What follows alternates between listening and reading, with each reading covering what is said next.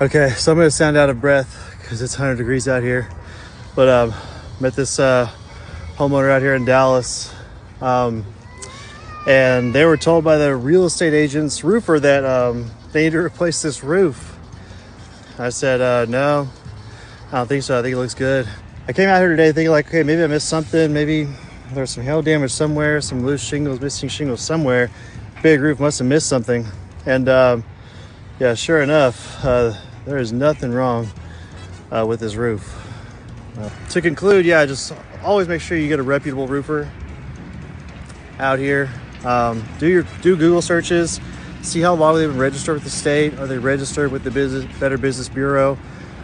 See how long they've been in business, not what they say, however long they say they've been in business. Actually, verify it, check up on it. Yeah, give us a call if you need anything.